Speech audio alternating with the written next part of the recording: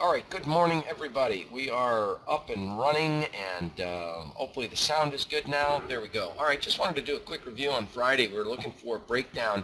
If we got below that peak, this last conditional change on the 15-minute candle, we had sensed its trading range. If we'd gotten a sell signal, which we did, and breakdown closed below that level, we could have seen the market possibly test down into near this pivot area around 49, and of course the market did nothing for the rest of the day.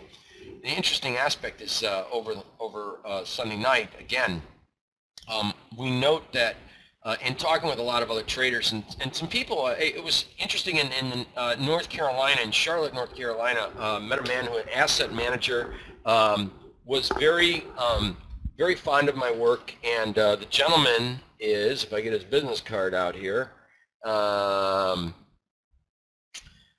yes, he is an investment advisor. He's a professional money manager, and he actually had studied with one of Paul Tudor Jones traders. So he's very familiar. He's day traded. He was a very smart, affluent individual. And we chatted in North Carolina, and we were talking about how the markets have migrated towards a lot of we've seen this in the room, and I've identified this, where we get the first 15 minutes of trade when retail traders really aren't, generally, we never really traded the first 15 minutes of the market, because that was where we got that opening of all the stocks, and that's been the big push, is the first 15, 25 minutes of the market, and then lunchtime, you get, the noon balloon, noon swoon. He says, yeah, these markets are moving when we're not supposed to be trading. And then, as you and I have been talking about for over 2 years, he goes, we get these trades at like 2, 3 in the morning, and they're just beautiful trends, and there's not a lot of jerky motion.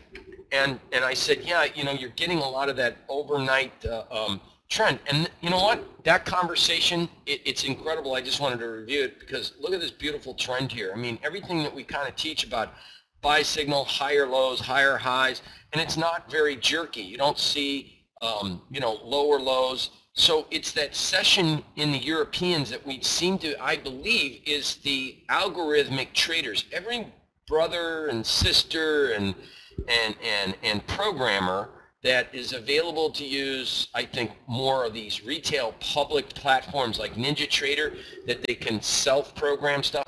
We're getting buy and sell signals all over the place, and I think that's why we get a lot of jerkiness. And institutions are trying to feed off of that. So it was interesting to not just me tell somebody that, but have somebody tell me that. So it was interesting because we compared notes and we both came to the same conclusion, and it's something that we've been revealing for quite some time.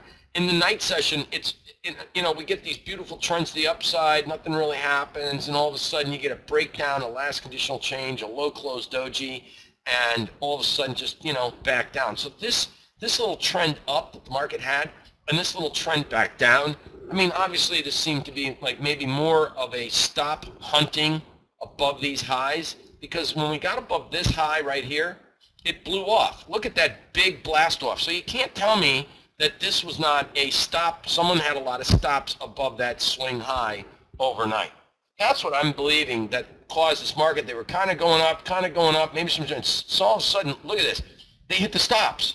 It just had this long, tall range, the largest, tallest range in this whole trend. So what we see is we tend to see that at the end or an exhaustion of a trend, we tend to see long ranges as the capitulation, as they trigger off those forced buy orders. And a forced buy order is a stop, right? Because you're forced to get out. You have a buy stop, and it causes the market to push higher. Once the buying pressure subsides, who else wants to buy up here at 1959? Nobody. So what do? They say, okay, let's take it back down again, and now we're right back in the middle of the range where we all started. And who benefited from that? The traders. It's interesting. A high closed doji took it on the way up. You had, you did not have a low closed doji here. So as you look here, it almost looks like a low closed doji. The low was 57.25, and the market closed at 57.25. It was equal. It was not less than. So it was not an actual official low closed doji at all. It just wasn't one. So you didn't even get the low closed doji until the 15-minute bar right here. And once they got that trigger, it was right back down. Anyway, I think it was kind of interesting also to note that when we got this little blow-off pattern, there was no volume behind it. Even in the night session where you did get some volume, And how can I prove that there was volume in the night session? Look at this downdraft. This downdraft came on a decline in the on-balance volume indicator. So while the market blew off to the upside, there was no volume there, and then it came right back down. If you take a look at if you take a look at your domes, I mean, it's, you know, at this high last night, that tick right there, that high trade right there was 123 contracts. There was some trades up there, man. 123 is a big number for night session, especially at 2200 hours. I mean, that's 10 p.m. That's Asian session pretty much, right? So in the event, I just wanted to point out that this is last night, and it's kind of like when you're day trading and you see this type of pattern where the market blows off a previous high, and all of a sudden it has steady trend, and then has, I mean, look at the average typical range of these bars. I mean, the tallest range is this one right here. It looks like to me it's this candle right here, the tallest range, and it's 3/4 of a point.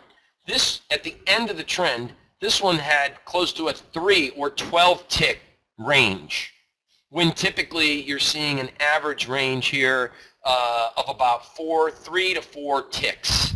So you had 3 times the range at the end of a trend run, and you note that we did take out a previous high. Anyway, so when you do see it, it does bring a good pattern to remember that when you take out old highs or you take out old lows and you get an expansive range when you didn't have one before, it generally marks the end of that little run, and it could be just a stop witch hunting, and then look for bona fide triggers to sell short. You'll probably get a nice trade out of it. Once again, it proves the fact that even on the overnight session, these were very clean trends. I mean, this was a very clean trend run. I wish we had got, you know, we don't see these as much during the day session. I mean, we had a better trend run at night in the European session or the Asian session. You had a better trend run last night in the European session. They took it up, they took it down, and we're messed in the U.S. session, and we invented this stuff. You know, we're left with this chop and this slop stuff sometimes. So anyway, that's what it is for day trading. Good little lesson there to pay attention to, you know, for day trading. So next, that's why we kind of advocate we've got to look at swing, we got to look at position trading, and otherwise sometimes we're going to sit here, and a lot of times as we do, we look more for trend runs in the Russell, which seems to be less programmed for that algorithmic trading system. If you look at all the public traded systems, you know, guys that are on Ninja, guys that are doing like maybe eSignal, things of that nature, you know, the general public, more popular platforms. And I don't know all of them off the top of my head, and I'm sure you guys could help me with that.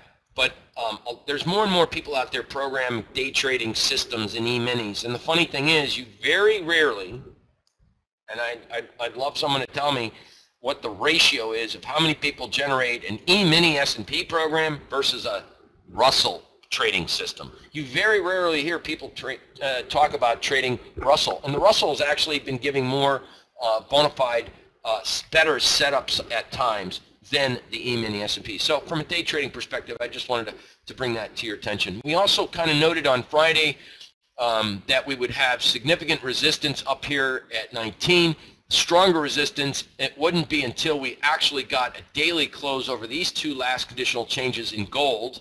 So I'm keeping these charts up. I believe I published these, I'm not sure, but I'm keeping them up anyway. This last conditional change, this red candle here, we get a close over there, and you clear this last conditional change, and we're off to the moon. I still firmly believe that we can see over the course of the next maybe couple days a pullback into this region here. Number one, the volume on that breakout was fairly benign for me. To me, to see this market take out on a closing basis past highs and not see the daily on balance volume move significantly tells me I'm looking for a pullback, and I would say the fairer value is probably going to be somewhere closer to right in that zone right in here. Maybe, you know, the markets, the way they move, they're able to have a quick jab, because you can see it's very jittery, it's very spiky. In fact, we actually had talked about this weekly high close doji here. We talked about a pullback down to the 56.53, and on Tuesday it got down to only a low of exactly 58 and zinged right back. So we did identify correctly last week that that pattern. It was in the weekly sheets, and so now what do we do about it? Well, let's turn to our weekly sheets and let's look at various markets of interest that I see.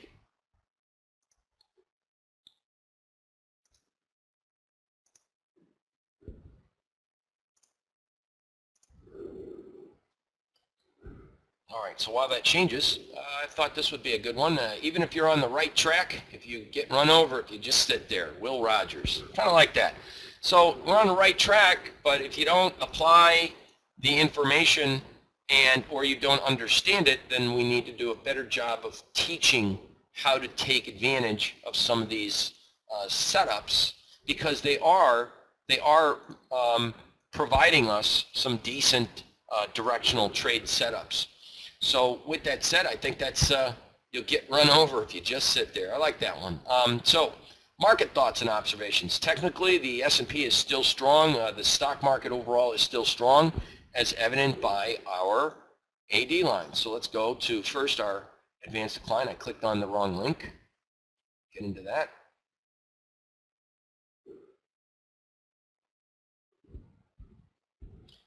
And then we'll go right down the list into some trade setups for this week.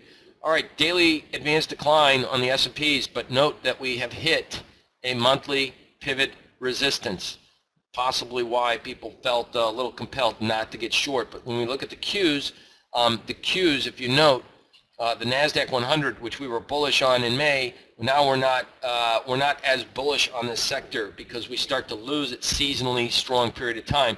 And note that the advanced decline went flatline, price went flatline, and we kind of stalled the advance. We're not seeing aggressive higher closing highs. We're kind of stalling. The Russell seems to be catching up to steam. Looking at the NYSE, it barreled up to a new weekly closing high. The advanced decline on the NYSE is very strong. The diamonds, we saw the same kind of pattern where the diamonds kind of stalled up against its monthly pivot resistance, and we're at a potential turn point here for not a major correction, but a pause, a sector rotation correction. So looking at the advanced decline and looking at all the volume indicators, to me, it still suggests that the market's on track to test the highs, we don't, as you can see, there's not a single sell signal up here. 2 weeks ago, a week and a half ago, we successfully identified a shorting opportunity and took advantage of that price decline. And then we saw with Janet Yellen, you know, the one-day wonder breakout. And now, look, volume was healthy, advanced decline was healthy. So we're probably, you know, if we do pull back, pullbacks will be, man, if we do get a pullback, it shouldn't get any on a weekly basis. I would imagine strength or support on the S&Ps should hold probably in the low 40s. I would say somewhere maybe, you know, right up against this close, the weekly opening range, call it 41 3/4, and we'll see what happens down there. We might try to, you know, zing up here into this 71. Looking at the week sheets, the only thing I see, this is like the housing market week, okay, in the sense that we have existing home sales out this morning, the FHFA house price index, Case-Shiller home price index, and then we have new home sales. So you got existing home sales, new home sales, right? Richmond Fed surveys out, durable goods. We have note auctions, both the 2, the 5, and the 7-year note auctions. So we have today and tomorrow to find out how housing's doing. Interesting, we also have, this is the week of the home builders, because earnings for Lennar and KB Homes. If you look at our earnings here, Thursday we have Lennar earnings coming out before the open, and Friday it's before the market, because who's going to report after the close on Friday? No one will be around to listen to it. So Fridays is typically before the market. KB Homes is KB Homes. So this is the housing week, so to speak. GDP, probably not all that important. Durable goods, personal income spending, weekly jobs, those numbers are probably a little bit better gauge of the health of the economy that might get some market reaction off of. Remember, inflation now seems to be an issue. Inflation seems to be an issue, and consumer spending. Consumer spending. We want to focus on those three items: jobs, consumer spending, inflation. Anything like there is going to rock this market, or at least get it, you know, some a volatility in certain sectors. And when we talk about certain sectors, let me get my RS analysis, move on there, and share with you why I think we still see sector rotation, and what we could see sector rotation out of and into is, so you could see it, a picture speaks 1,000 words, and it has a lot to do with my market thoughts and observations. Real simply put, since the beginning of the year,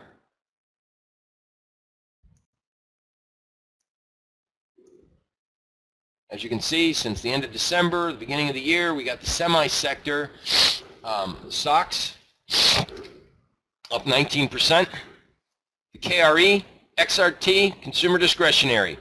It is at the low end of the totem pole here, isn't it? So if we are going to see sector rotation, interesting aspect is the semis are a little overbought. And I'm finding like NVIDIA, AMD took a little hit, and I'm going down the list and I'm looking at International Rectifier, IRF. I'll share that with you in just a minute. But I'm thinking that we are technically still strong, and I just shared why, because of the advanced decline and volume analysis in all the sectors. However, we're entering overbought in the tech sector as measured by the SOX. Tradable ETF is SMH.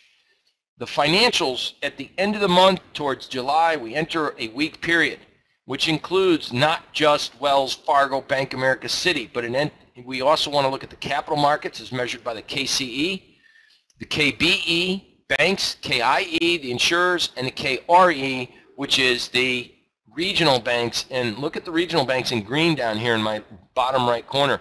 They're also not doing all that great this year.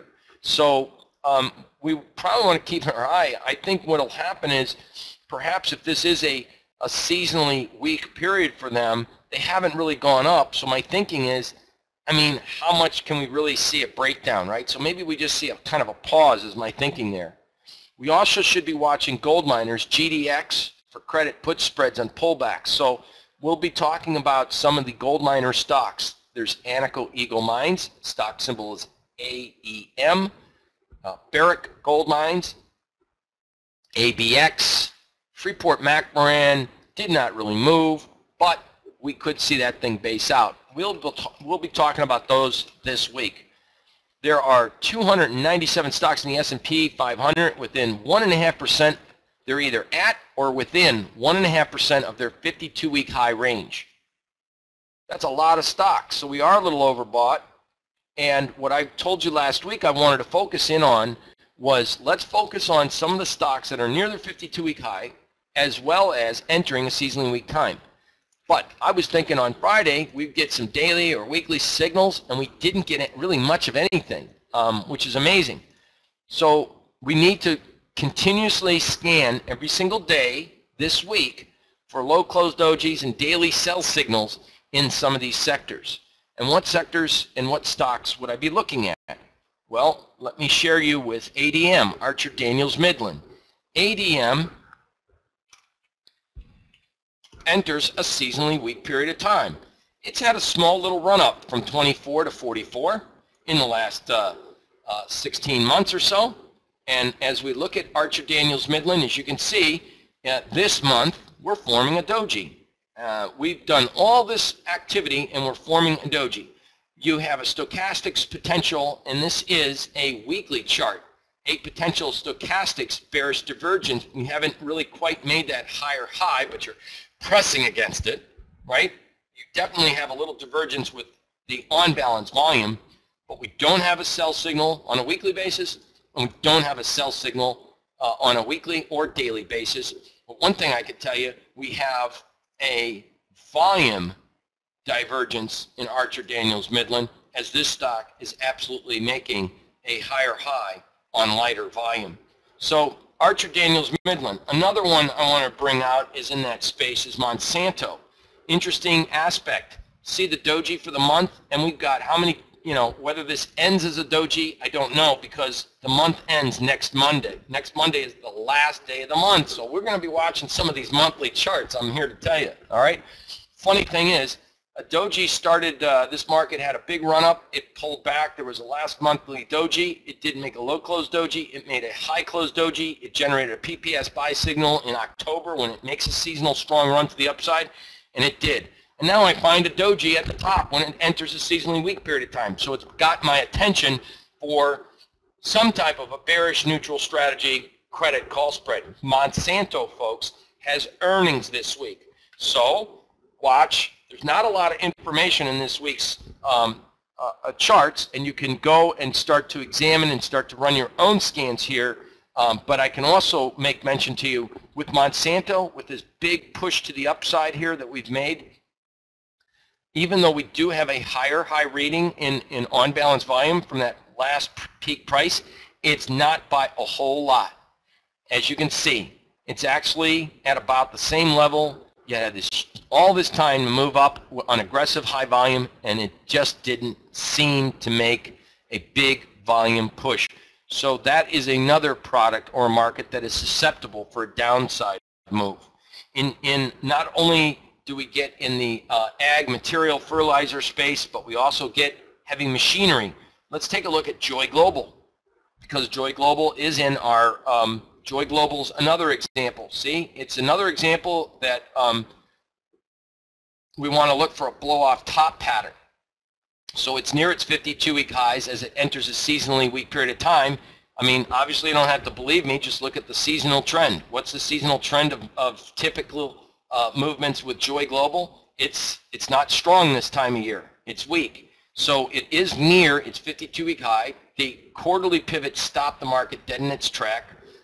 The market had this big push to the upside 2 weeks ago on lighter volume, and now it's trying to, in my opinion, it looks like it's trying to have maybe a little short-term top. So Joy Global, John Deere, and then last but not least, I'll take a look at Caterpillar.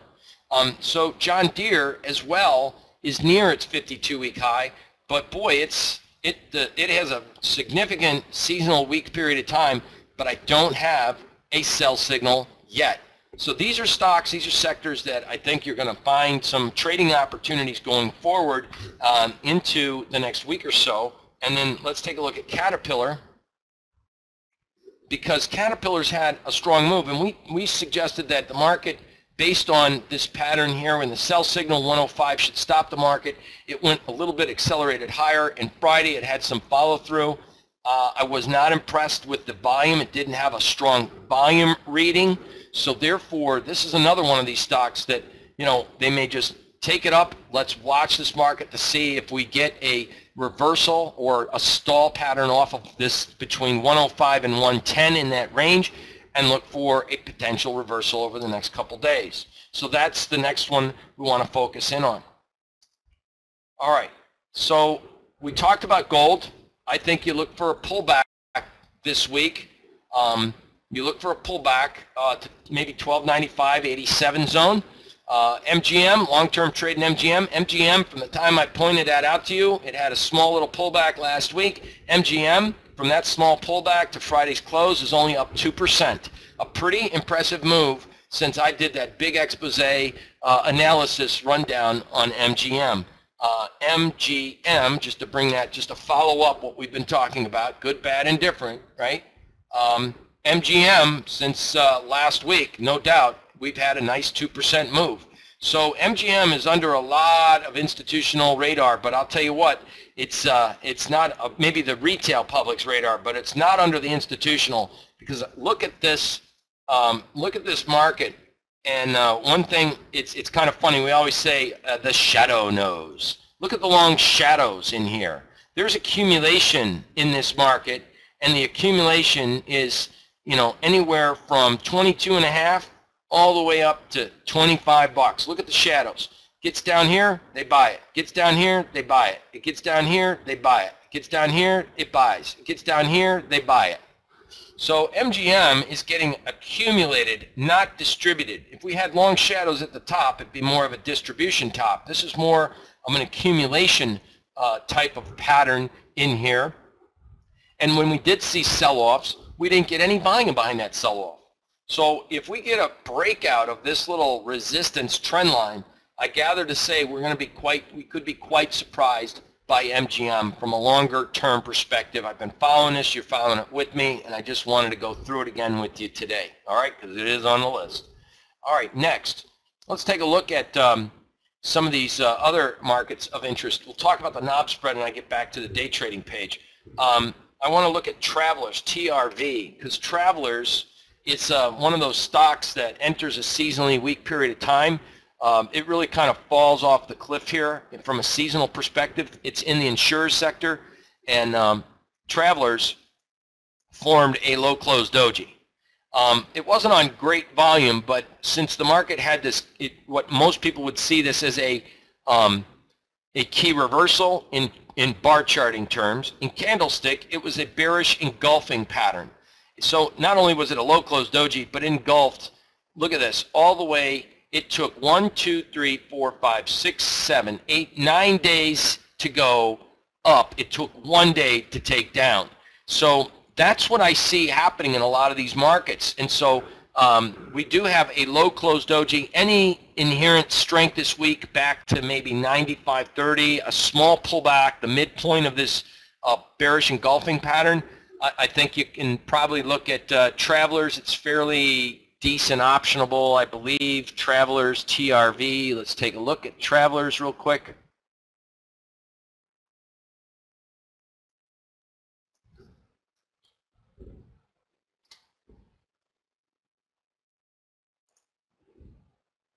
Okay, not the greatest, but it is optionable. You got some options here on the puts. You got some calls here. It looks like 1900, 2000 in the 95, 92. So the 95, it's just underwater there. Watch this to see if we see a pickup in volume. You know what we like to do? We like to look at, take a scan of what the open interest is, and we look for volume spikes. And it seems that every time I bring a stock to you, there's and the market's open for business. So we get these, we like to look for big volume pushes. Anyway, the sheets today, Travelers. Another thing is that we note is the utilities. We noted utilities are slightly in the relative strength analysis. They've had a nice push to the upside, but utilities, as we note, have a tendency for seasonal weakness. But the problem that I see here is I've got many utility stocks. Let's look at, for example, AEE real quick. You've got the list in front of you. You can do them yourself. But AEE, we have a lot of buy signals in a lot of the utilities. In fact, all the utilities, they're oversold on a stochastics basis. The volume's looking pretty good on some of these trades. And when we take a look at like Entergy ETR is another one. I mean, they're all in that space.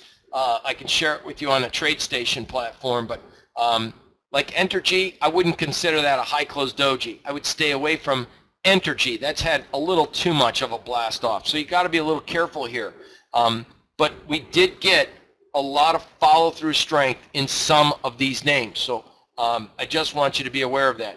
Other weekly low close dojis, ones that I like, are in weak seasonal periods. Triple L, talk about a blow-off potential. I mean, stock doubles in value, and a lot of stocks have doubled in value, but there's a weekly low close doji. So what does it do at the very least? Gives us an idea we could see lower prices in a seasonally weak period of time. There is a trigger to sell short. It's a low close doji, right? It's already backed off its highs. So Triple L is a short right there. And we also have CBS, which did form a low close doji. Seasonal weak period of time in mid-July, so this one might not have a whole lot of downside. It really never went anywhere to the upside, except for on this monthly chart. But in the last few weeks, it's not like it rallied in like Triple L did, right? So I think we're probably not going to see a whole lot out of here at CBS. I just don't want anyone going out, running out and buying it right now. So anyway, that's what I had. I promised you last week that I was going to do a in-depth study and start looking for stocks that were running scans, that stocks were entering a seasonally weak period of time, that are entering a seasonally weak period of time, once again, that are above their 10-day moving average, because there's almost 400 stocks in the S&P 500, 391. That's a little overbought. We need a pause. We're going to see a sector rotation. What's the rotation? I think you come out of some of these tech names that had a big move and possibly into some of the retail select areas, retail consumer discretionary, and the XRT, which we haven't seen any type of particular move. I don't think that the consumer is down and out. I think he's just been spending his money on more consumer staple items and rather than fun and thrill and things of that nature. And with that said, here's a stock, Carnival Cruise Line, which I believe is on our list, which has earnings out on Tuesday before the bell. I mean, it'd be interesting to note, not many people start taking cruises at Carnival Cruise Line, except for us. We're going to do our cruise in July. I think it's kind of a great time to go to the Eastern Caribbean. But let's take a look at Royal Caribbean Lines too, RCL, the competitor. It's obviously a stronger market. Interesting. Look at that. July, it actually has a pop-up because people go on cruises in the summer as well. So it's very important that when we take a look at sectors, that we look at the competitors in that space. I don't want to see one name give me a sell signal, but the competitor is giving me a buy signal. And the reason is because it's not, that stock might just be weak. Carnival's had some problems, as we all know, so they've got some issues. Royal Caribbean's stronger of the two. They didn't have some Italian ship captain abandon ship when it was sinking, and then spend a night in the Holiday Inn or whatever he did. So anyway, I just thought that today's this week's planning and scanning, we would focus on, as I wanted to follow through with, stocks that are entering a seasonally weak period of time that are above our 10-day moving average, and that would have included Monsanto, ConAgra, and a lot of those names there, and just so that you can see it. Oops, what did I do? They're above 10. We should see, obviously, you're going to see it. It's in here. CAG, it should be in here somewhere. CAG, stock's above the 10-day moving average. Where's CAG? No, it was in here.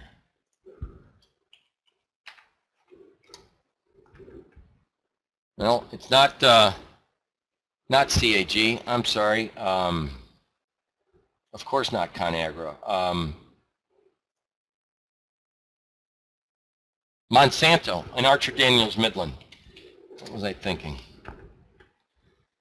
There it is. Started off our list, ADM. There it is. I'm sorry. I apologize. Archer Daniels Midland, right at the top. So Archer Daniels Midland's right there. We go to Monsanto.